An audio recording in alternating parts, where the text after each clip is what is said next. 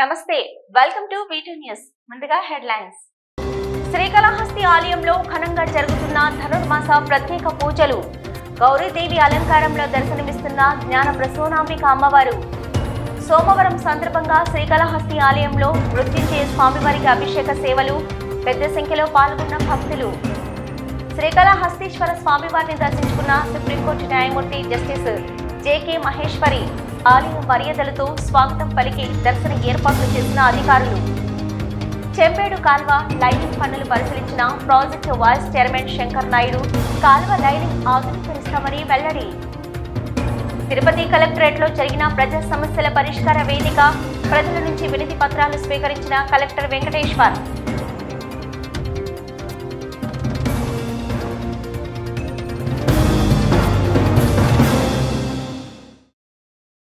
ధనుర్మాసం సందర్భంగా శ్రీకాళహస్తీశ్వర ఆలయంలో గౌరీదేవి ఉత్సవం ఘనంగా జరుగుతుంది. 8వ రోజు సందర్భంగా శ్రీ జ్ఞాన ప్రసూనాంబిక అమ్మవారి ఉత్సవమూర్తిని గొబ్బెమ్మ అలంకారం పలు విశేష పూజలు నిర్వహించి ధూపదీప నైవేద్యాలు సమర్పించారు. అనంతరం మంగళ వాయిద్యాల నడమ వేద మంత్రోచ్చరణ మధ్య ఆలయ ప్రాకారోత్సవం 4 మాడవీధుల్లో నగరోత్సవం కనుల పండుగగా నిర్వహించారు. ఈ కార్యక్రమంలో ఈవో బాపిరెడ్డి దంపతులు, AEO Lokesh Reddy, temple superintendent Nagabhushanam, temple inspector Sudarshan Naidu, ఆలయ సిబ్బంది, అధికారులు పాల్గొన్నారు.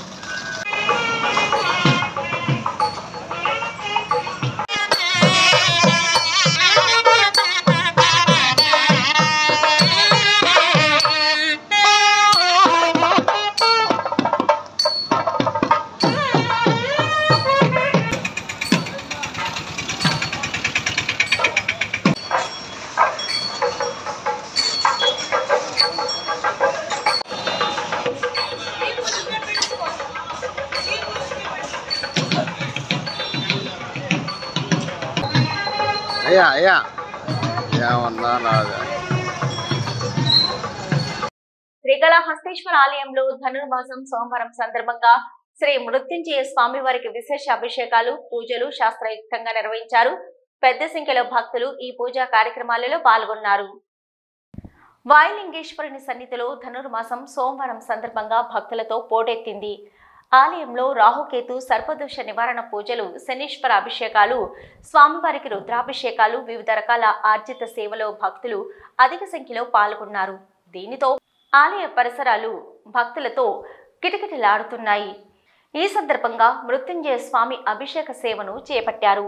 ఆలయ అర్చకులు, వేద పండితుల ఆధ్వర్యంలో కలశ స్థాపన పూజలు నిర్వహించి మృత్యుంజయ స్వామి మూల విరాట్కు వివిధ రకాల సుగంధ ద్రవ్యాలతో వేదోయుక్తంగా అభిషేకం నిర్వహించారు.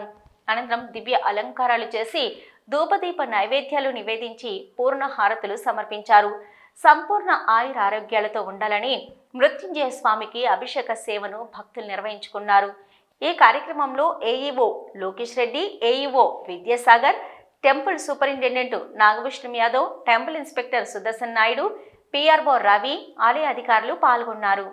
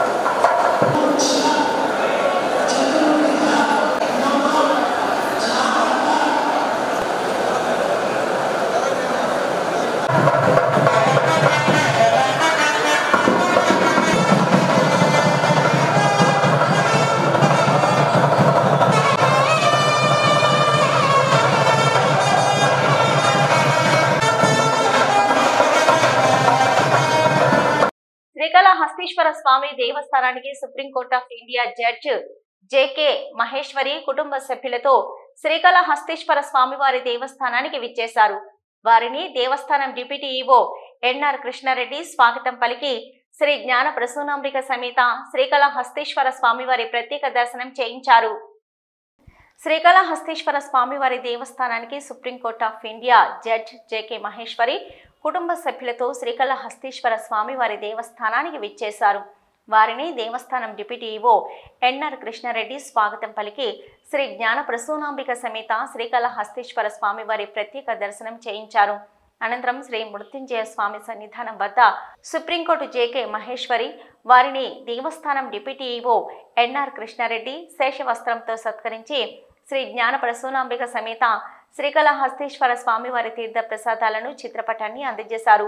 ఈ కార్యక్రమంలో దేవస్థానం deputy EO NR Krishna Reddy, AEO Vidyasagar, superintendent and CSO Nagabhushanam Yadav, 12th additional district judge Srinivas Nayak, ఇక 3rd additional district judge Gurunatham మరియు PRO Ravi, temple inspector Sudarshan తదితరులు పాల్గొన్నారు.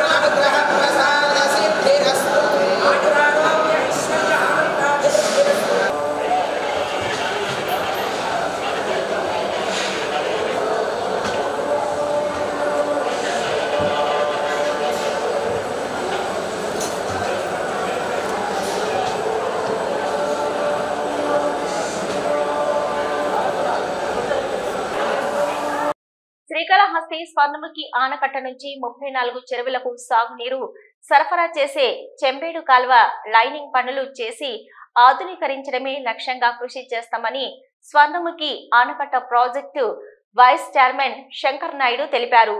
సిస్టమ్ కింద ఉన్న చెరువులను అభివృద్ధి పరిచి సాగునీటి కొరత లేకుండా చేసే విధంగా 3 నియోజకవర్గాల ఎమ్మెల్యేల సహకారంతో అభివృద్ధి చేయనున్నట్లు తెలిపారు. శ్రీకాళహస్తి స్వర్ణముఖి ఆనకట్ట ప్రాజెక్టు పరిధిలో నూతనంగా ఎంపికైన ఆయకట్టు కమిటీ సమావేశం నిర్వహించారు. తమ పరిధిలోని ఆయకట్టు అభివృద్ధి ఎలా చేయాలన్న అంశంపై చర్చించారు. శ్రీకాళహస్తి పరిధిలోని స్వర్ణముఖి ఆనకట్ట project committee vice chairman Shankar Naidu మాట్లాడుతూ శ్రీకాళహస్తి నుంచి 24 కిలోమీటర్లు సాగే చెంబేడు కాల్వ పరమ అధ్వానంగా తయారైందని, చెంబేడు కాల్వను లైనింగ్ పనులు నిర్వహించి ఆధునీకరించవలసిందని, శ్రీకాళహస్తి, సత్యవేడు, సూలూరుపేట ఎమ్మెల్యేల సహకారంతో ప్రభుత్వం నుంచి అలాగే ప్రత్యేక నిధులు మంజూరు చేసేలా కృషి చేస్తామన్నారు. అలాగే సిస్టమ్ ట్యాంకులను అభివృద్ధి చేసేలా చేస్తామన్నారు. ముఖ్యమంత్రి చంద్రబాబు నాయుడు నాయకత్వంలో గతంలో జన్మభూమి పథకంలో చెరువులకు మహర్దశ కల్పించాలని, మరోసారి చెరువులను ఆధునీకరించి రైతులు సాగునీటి కష్టాలు లేకుండా ఈ ప్రాంతాలు సస్యశ్యామలంగా ఉండేలా కృషి చేస్తామన్నారు. వైస్ చైర్మన్గా నేను, చైర్మన్గా ప్రసాద్ నాయుడు. ఇప్పుడు ఈ సిస్టమ్ కింద మొత్తం ఇక్కడి నుంచి చెంబేడు దాకా మా ఈ ఛానల్ లైనింగ్ కావాలని, పోతే లైనింగ్ వస్తేనే మనకి ఇది అవుతుంది. అక్కడక్కడ స్పెటర్లు కూడా పూర్తిగా డ్యామేజ్ అయ్యాయి. అవన్నీ మన ఈ గారికి తెలియజేశాము.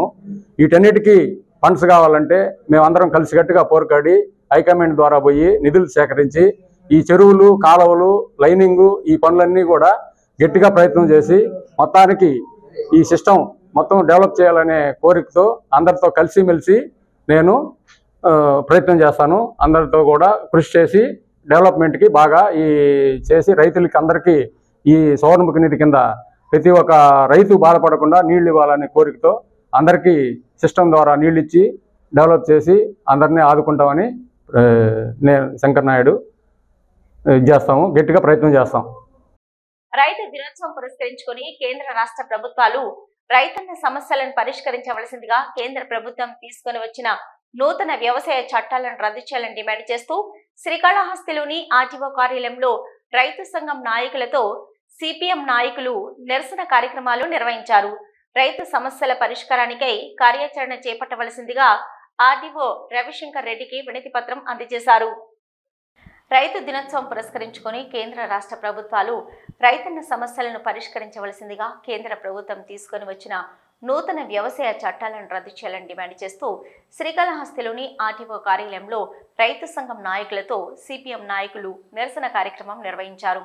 రైతు సమస్యల పరిష్కారానికై కార్యాచరణ చేపట్టవలసిందిగా ఆర్టీఓ రవిశంకర్ రెడ్డికి వినతి పత్రం అందజేశారు. ఈ సందర్భంగా రైతు సంఘం నాయకులు మాట్లాడుతూ ఢిల్లీలో రైతులు చేపట్టిన ఉద్యమానికి మద్దతుగా ఆంధ్రప్రదేశ్ వ్యాప్తంగా వామపక్షాలు నిరసన కార్యక్రమాలు చేపట్టాయని, భాజపా ప్రభుత్వం చేసిన నూతన వ్యవసాయ చట్టాలను ఉపసంహరించుకోవాలని సంఘాల నేతలు డిమాండ్ చేశారు.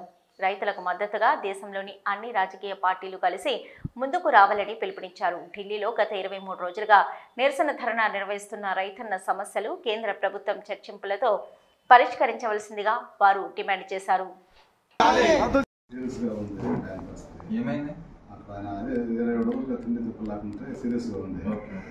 జాతీయ రైతు దినోత్సవం అని చెప్పేసి ప్రభుత్వం ఆర్భాటంగా చెప్పుకుంటుంది తప్ప రైతులకు ఇచ్చిన హామీలను కూడా నరేంద్ర మోడీ ప్రభుత్వం తొంగలో దొక్కింది.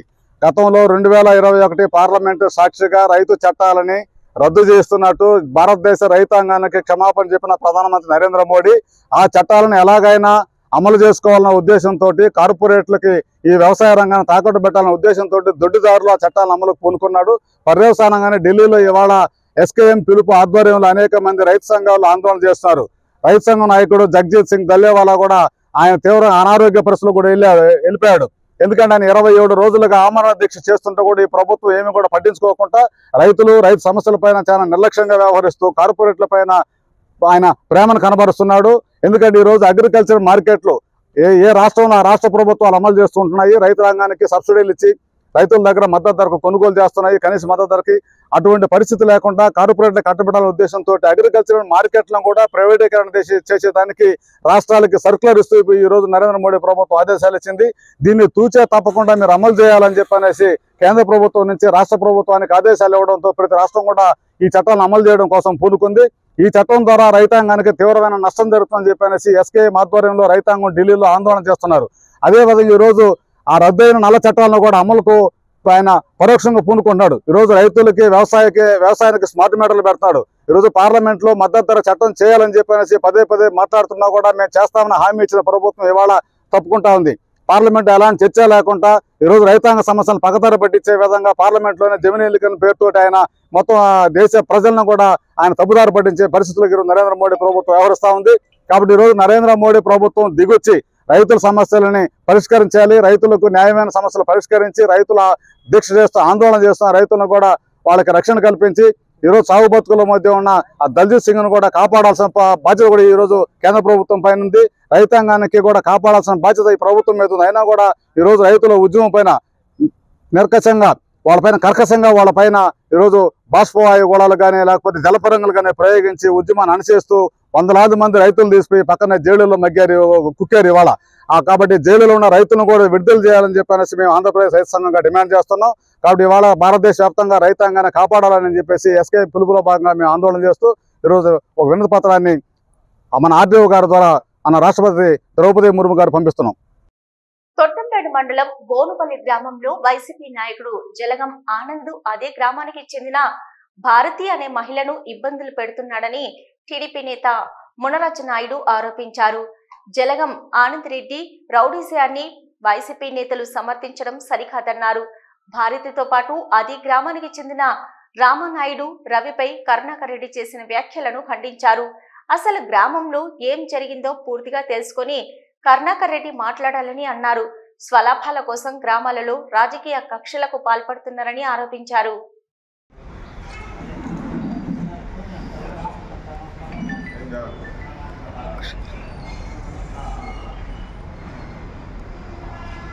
ప్రెస్ మిత్రులకి బోనపల్లి గ్రామ ప్రజలందరూ కూడా మొన్న మన జిల్లా పార్టీ కొత్తగా ఉన్నటువంటి వైఎస్ఆర్ పార్టీ అధ్యక్షుడు బొమ్మాన్ కరుణాకర్ రెడ్డి గారు ఒక ప్రెస్ మీట్ రిలీజ్ చేయడం జరిగింది.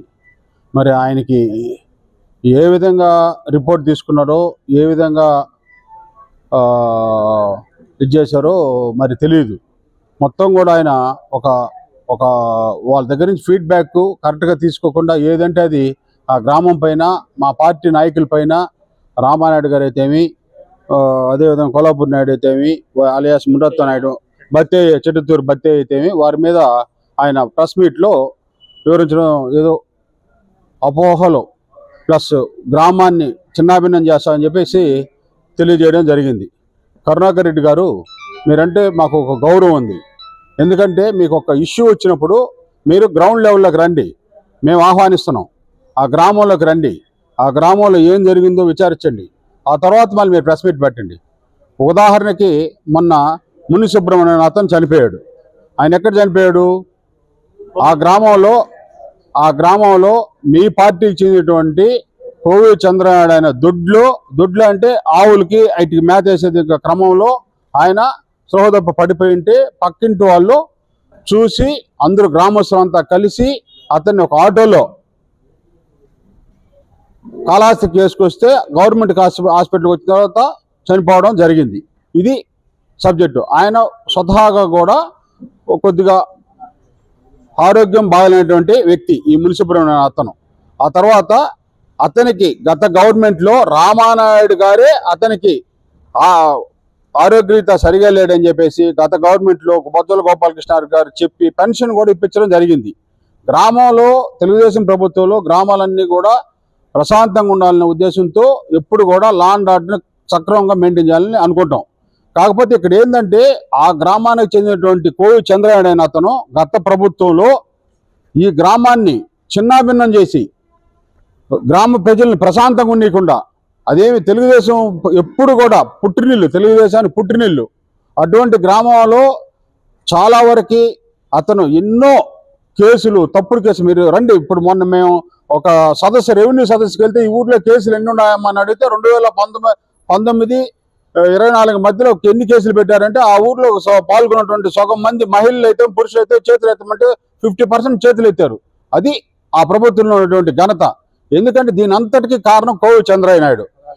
పొలాలు దున్నిచ్చడం, గ్రామంలో ఏదైనా సమస్య వచ్చేటప్పుడు రాజకీయ పార్టీగా ఎవరైనా కానీ ఒక రాజకీయ పార్టీగా పిలవడం, కూర్చోబెట్టడం, ఆ గ్రామంలో సమస్య లేకుండా చూసుకోవడం, వీళ్ళని రాజకీయాలు పబ్బం గడుపుకోవడానికి అడ్డం పెట్టుకొని వీళ్ళని మెప్పు పొందేదానికోసం గ్రామాల్లో చిచ్చులు పెట్టి గందరగోళాలు సృష్టించి ఈ పరిస్థితి వచ్చింది. పంట సాగులో రసాయనిక ఎరువులు అధికంగా వాడటం వల్ల ఆహార ఉత్పత్తులు విషతుల్యమవుతున్నాయని, భూసారం తగ్గిపోయి పంట దిగుబడులు తగ్గిపోతాయి, మానవ జంతువాలకి ముప్పును కలిగిస్తాయని, పర్యావరణ కాలుష్యాన్ని పెంచాయని వినూత్న agro tech LLP market development officer Kiran Kumar పేర్కొన్నారు. తిరుపతి జిల్లా శ్రీకాళహస్తి మండలంలోని రెడ్డిపల్లి, కొమ్మకొత్తూరు గ్రామాలలో రైతు అవగాహన సదస్సు ఏర్పాటు చేసి రైతులకు సేంద్రియ ఎరువులు, జీవన ఎరువుల గురించి వివరించారు. సేంద్రియ ఎరువులు, జీవన ఎరువులు వాడడం వల్ల పెట్టుబడులను తగ్గించుకోవచ్చన్నారు. అలాగే అధిక దిగుబడులను సాధించవచ్చన్నారు.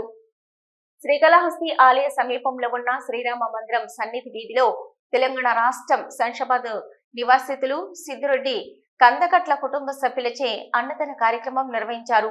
ఈ సందర్భంగా ఆర్గనైజర్ సిద్దిరెడ్డి మాట్లాడుతూ, శ్రీకాళహస్తీశ్వర స్వామి అమ్మవారి కృపతో ఎప్పటి నుంచో భక్తులకు అన్నదాన కార్యక్రమం చేయాలని తలచి స్వామి అమ్మవారి కృపతో ఈ రోజు నిర్వహించడం ఎంతో ఆనందంగా ఉందని తెలిపారు. ఈ అవకాశం కల్పించిన శ్రీకాళహస్తీశ్వర స్వామి అమ్మవార్లకు కృతజ్ఞతలు తెలియజేశారు.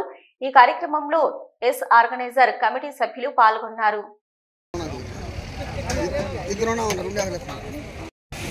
ప్రేక్షక మహాదేవులకు నమస్కారం, శివభక్తులకు నమస్కారం.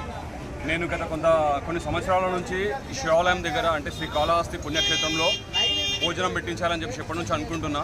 బట్ శివయ్య నాకు ఈరోజు అనుగ్రహం ఇచ్చాడు. సో ఈరోజు అంటే నిన్న వచ్చాను.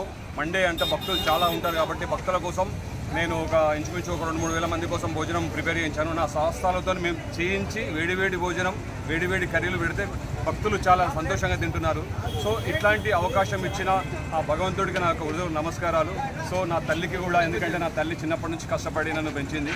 సో ఇట్లాంటి భోజనం పెట్టడానికి అవకాశం నాకు దొరికినందుకు నేను సొసైటీకి, తర్వాత నా తల్లికి, దేవుడికి. సిపిఐ శత వార్షికోత్సవాలను జయప్రదం చేయాలని సిపిఐ జిల్లా కార్యదర్శి పి మురళి అన్నారు. ఈ మేరకు రేణిగుంటలో శత వార్షికోత్సవానికి సంబంధించి కరపత్రాలను ఆవిష్కరించారు.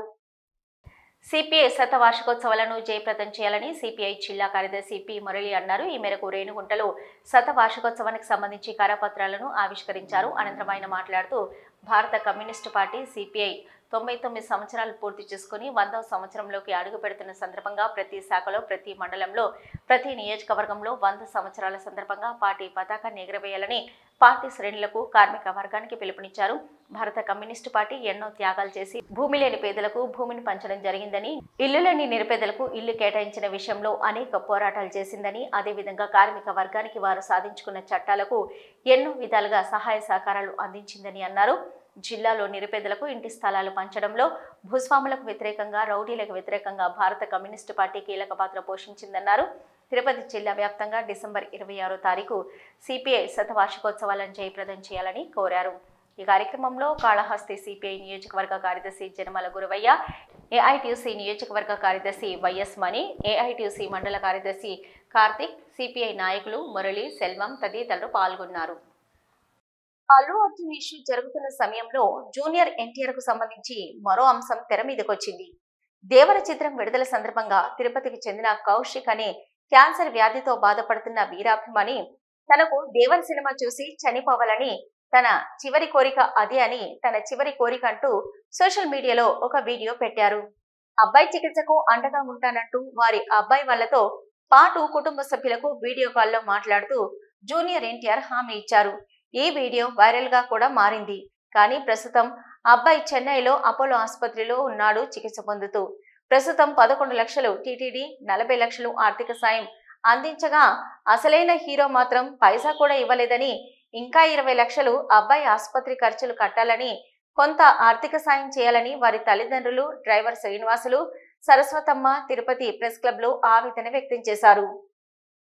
ప్రజా వేదిక ద్వారా వచ్చే అర్జీలను నిర్దేశిత గడువులోగా రీఓపెన్ కి తావు లేకుండా నాణ్యతగా పరిష్కరించాలని తిరుపతి జిల్లా కలెక్టర్ డాక్టర్ ఎస్ వెంకటేశ్వర్లు పేర్కొన్నారు. ఈ మేరకు తిరుపతి కలెక్టరేట్ లో జరిగిన పీజీఆర్ఎస్ గ్రీవెన్స్ కార్యక్రమంలో ఇతర అధికారులతో కలిసి పాల్గొన్నారు. ప్రజల నుంచి అందే పీజీఆర్ఎస్, సీఎంఓ, రెవెన్యూ సదస్సులు, ఆన్లైన్ తదితర విధానాల్లో వచ్చే గ్రీవెన్స్ అర్జీలను అత్యంత ప్రాధాన్యతగా, అర్థవంతంగా సమస్యలకు పరిష్కారం చూపాలని, గ్రీవెన్స్ రీఓపెన్ కి తావు లేకుండా నాణ్యతగా పరిష్కరించాలని అధికారులను తిరుపతి జిల్లా కలెక్టర్ డాక్టర్ ఎస్ వెంకటేశ్వర ఆదేశించారు. కలెక్టరేట్ వీడియో కాన్ఫరెన్స్ హాల్లో పీజీఆర్ఎస్ గ్రీవెన్స్ పై జిల్లా కలెక్టర్ గారు జేసీ శుభం బన్సల్తో కలిసి జిల్లా అధికారులతో ప్రత్యక్షంగా, డివిజన్, మండల, మున్సిపల్ అధికారులతో వర్చువల్ విధానంలో కేసువారీగా పలు ఫిర్యాదులు సమీక్ష నిర్వహించి మాట్లాడుతూ రాష్ట్ర ప్రభుత్వం అత్యంత ప్రతిష్టాత్మకంగా అమలు చేస్తున్న ప్రజా సమస్యల పరిష్కార వేదిక కార్యక్రమంలో వచ్చే ఫిర్యాదులను ప్రాధాన్యతగా, అర్థవంతంగా, నాణ్యతగా, నిర్దేశిత గడువులోగా పరిష్కారం చూపాలని, పరిష్కరించలేనివి అర్జీదారునికి స్పష్టంగా ఎండార్స్మెంట్ చేసి తెలపాలని ఆదేశించారు. రీఓపెన్ కి తావు లేకుండా పరిష్కారం చూపాలని అన్నారు. నిర్లక్ష్యంగా వ్యవహరించిన సిబ్బందికి ఛార్జ్ మెమోలను జారీ చేయవలసిందిగా సంబంధిత అధికారులకు సూచించారు. రెవెన్యూ సదస్సులో వచ్చే ప్రతి అర్జీ కూడా గ్రీవెన్స్ లో నమోదు చేసి అర్జీదారులకు ఎండార్స్మెంట్ చేసి ఇవ్వాలి. వాటిని మొదటి ప్రాధాన్యతతో పరిష్కరించడానికి చొరవ చూపాలి. రెవెన్యూ సదస్సులలో ఎక్కువగా రెవెన్యూ భూ సమస్యలపైన వస్తున్నాయని, అందులో ఎక్కువగా రీసర్వే కోసం వస్తున్నాయని, అలాగే ఎటువంటి అర్జీలు వచ్చినా అన్నింటినీ పరిష్కరించే విధంగా ఉండాలని తెలిపారు. మండల పరిధిలో గల సర్వేయర్లు వాటికి ప్రాధాన్యతను ఇవ్వవలసిందిగా ఆదేశించారు. అలాగే రాష్ట్ర ముఖ్యమంత్రి కార్యాలయం నుంచి జిల్లాకు సంబంధించి వచ్చే ప్రతి అర్జీపై సానుకూలంగా పరిశీలించి తక్షణ పరిష్కారం చేయాలని తెలిపారని ఈ సందర్భంగా జిల్లా కలెక్టర్ వీసీ ద్వారా అధికారులందరికీ తెలిపారు. ఈ సమావేశంలో జిల్లా రెవెన్యూ అధికారి నరసింహులు, జిల్లా అధికారులు, డివిజన్, మండల అధికారులు తదితరులు పాల్గొన్నారు.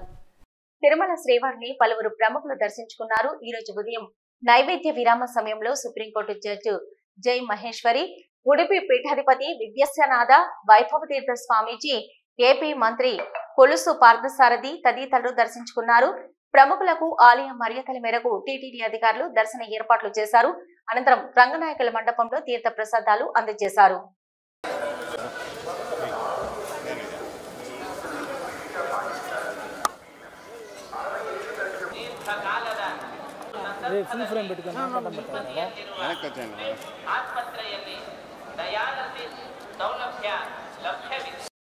ముగించే ముందు హెడ్లైన్స్ మరొకసారి.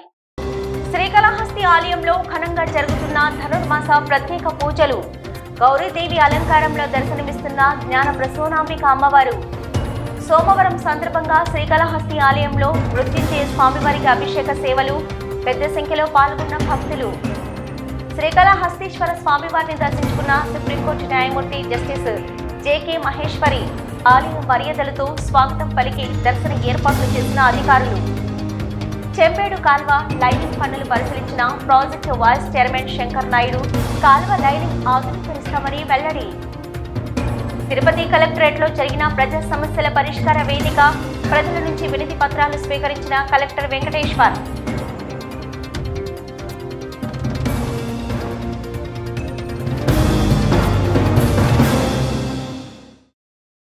ఇవి ఇప్పటివరకున్న వీటి న్యూస్. నమస్తే.